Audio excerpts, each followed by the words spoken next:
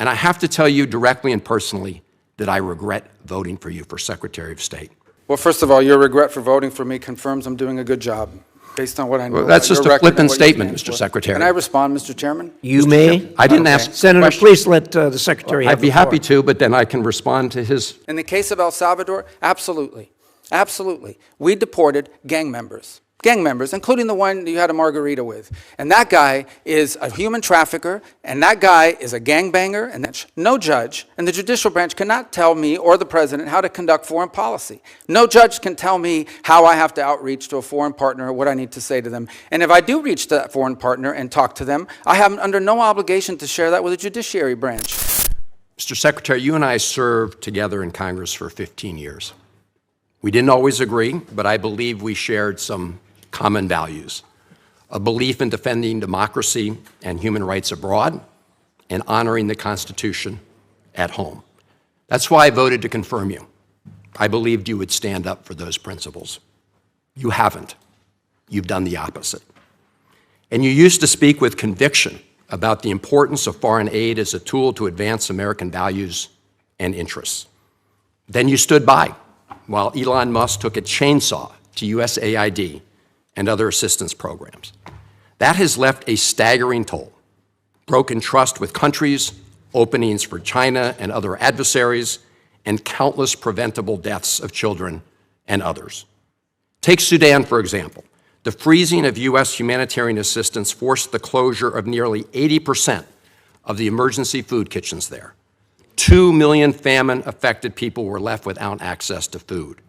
People died because of those actions: mothers, fathers, and children. Tons of emergency food that could have saved their lives was left rotting in warehouses because you and Elon Musk refused to let USAID do its job. Sudan is a country where, by the administration's own determination, a genocide is unfolding in Darfur. But here's where it goes from cruel to despicable. While cutting off food aid to Sudanese families living through an actual genocide, you're fast-tracking white South Africans for refugee status under a manufactured claim that they are the victims of genocide. You tried to block the admission of individuals who had already been approved to come here as refugees while making bogus claims to justify granting such status to Afrikaners. You've made a mockery of our country's refugee process, turning it into a system of global apartheid where political ideology and race, more than truth or need, matter. And while you've turned away from a genocide in Sudan and invented one in South Africa, you teamed up with President Trump to throw the Ukrainian people under the bus and have been played like a fiddle by Vladimir Putin. Of course, Donald Trump not only said he would end the war in Ukraine on day one, he also said he would end the war in Gaza on day one. And yet last week, you were all running around to Gulf states, giving away very sensitive American AI and chips technology, but doing nothing to end the war in Gaza and get the remaining hostages returned. You know that for 78 days, the Netanyahu government did not allow a scrap of food to enter Gaza to reach over 2 million civilians.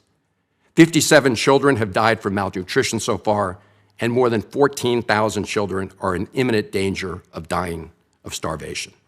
As Cindy McCain said last week, and I quote, "Families in Gaza are starving while the food they need is sitting at the border." That is a gross violation of both U.S. and international law. What did you do? Nothing. Not once did you publicly call upon the Netanyahu government to end the blockade. Fortunately, other countries spoke out, and now we see a tiny trickle going in. Where have you focused your energy instead, Mr. Secretary? Well, your first trip as Secretary of State was to El Salvador, not to promote democracy, but to cozy up to President Bukele, who calls himself the world's coolest dictator.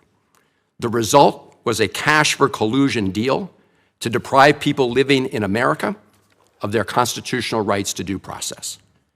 The Supreme Court, in a 9-0 decision, instructed you to facilitate the return to the United States of Abrego Garcia, who the administration admitted was wrongfully deported to El Salvador. Your response? You've openly flouted judicial orders, When asked whether you have been in touch with El Salvador to return Abrego Garcia, you boasted, quote, "I would never tell you that. And you know who else I would never tell? A judge." Clearly, you don't care about the Fifth Amendment right to due process, and you don't care about the First Amendment either, since you've been very busy snatching students off of college campuses for exercising their right to free speech. You dredged up a relic from the McCarthy era to claim that student protesters posed a threat to the foreign policy of the United States. Give me a break, Mr. Secretary. You know as well as I do this isn't about national security, it's about punishing free speech. And you know that in America, the government doesn't get to use its power to punish speech it doesn't like. Yet in March, you boasted about revoking student visas, saying, and I'm quoting, "We do it every day. Every time I find one of these lunatics, I take away their visa," unquote. Let's look at one of those lunatics, Mr. Secretary, Ms. Ozturk. Her crime was co-authoring an op-ed in her college paper critical of Tufts University's response to the war in Gaza. Your own department found zero links to terrorism, no anti-Semitic statements, but you still yanked her visa and shipped her off to detention in Louisiana. And the list goes on and on. The federal judge in the case of Mohsen Madawi, who was the Columbia student who was ambushed by federal agents at his citizenship appointment, said, and I quote, this is the judge, "Legal residents not charged with crimes or misconduct are being arrested and threatened with deportation for stating their views on the political issues of the day. Our nation has seen times like this before, especially during the Red Scare and Palmer raids. Like the McCarthy-era witch hunts of the 1950s, your campaign of fear and repression is eating away at foundational values of our democracy. Back then, it took one voice, Attorney Joseph Welch, to cut through the hysteria with the simple question that marked the beginning of the end of that shameful era. He asked Senator McCarthy, have you no sense of decency? And I would ask you the same, Secretary Rubio. But you have shown through your words and your actions what the answer is. And I have to tell you directly and personally that I regret voting for you for Secretary of State. I yield back. May I respond? You may sit. Well, first of all, your regret for voting for me confirms I'm doing a good job, based on what I know. Well, that's about just your a record and flippant what you statement, stand Mr. for. Secretary. Can I respond, Mr. Chairman? You may. I didn't Okay. ask Senator, questions. please let the Secretary have I'd be the floor. happy to, but then I can respond to his. Your time's up, Senator, and willfully used, I might add. Well- Your remarks do not represent the view of this committee. Well, Mr. Chairman- Secretary, please. Well, I'd like to. I can't respond to everything he said because much of these are untrue, but I'll go through a few. First of all, I'm actually very proud of the work we've done with USAID. For example, I don't regret cutting $10 million for male circumcisions in Mozambique. I don't know how that makes us stronger and more prosperous as a nation. I raised don't regret Sudan, Mr. psychosocial Secretary. support services. I raised USAID. Sudan, Mr. Secretary, Can I not respond, Mr. Mozambique. Chairman, or do I? Senator, I'd ask you to suspend. You had 7 straight minutes of I chose really to not use my suspending. time that way, Mr. Chairman. That's my right to Please use my time suspend, that way. Secretary Rubio. Well, I can go on. I mean, there's other things here. We spent $227,000 for Big Cat's YouTube channel from USAID. We spent $14 million for social cohesion in Mali, whatever the hell that means. So I can go on and on. I got the list here, and there's more. I didn't even bring the whole list. In the case of El Salvador, absolutely. Absolutely. We deported gang members, including the one you had a margarita with. And that guy is a human trafficker, and that guy is a gangbanger, and the evidence is going to be clear. In the days to come, Mr. you're going to Chairman, see who you went to look, defend. I'm sorry, please, Mr. Chairman. Secretary No. Rubio has the floor. Mr. Chairman, he can't make unsubstantiated Senator, comments like that. Secretary Rubio has the floor. You had Secretary your time. Rubio should take that testimony to the federal court in the Senator- United States because Well, he hasn't done it under oath. Here's another point, okay?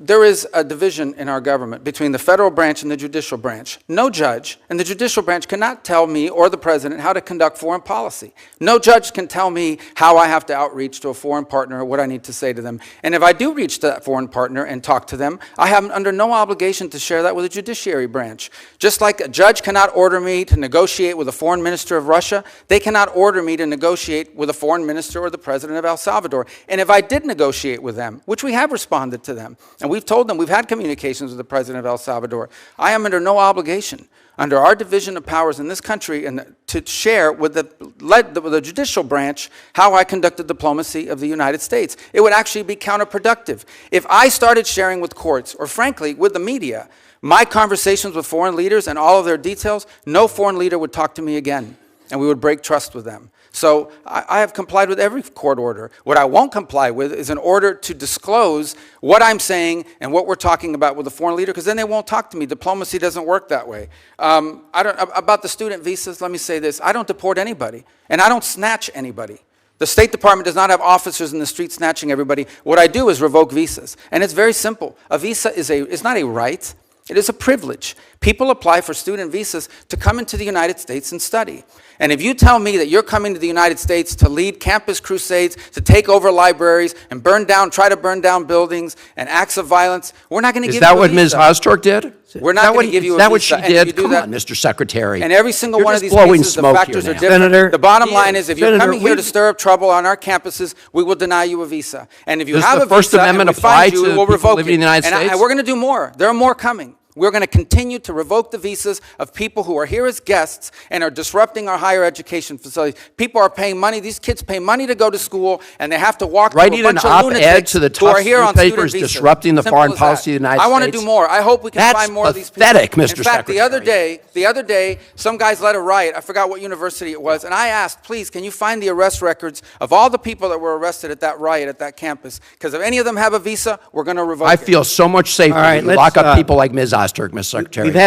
We've had enough time on the subject. Thank you very much.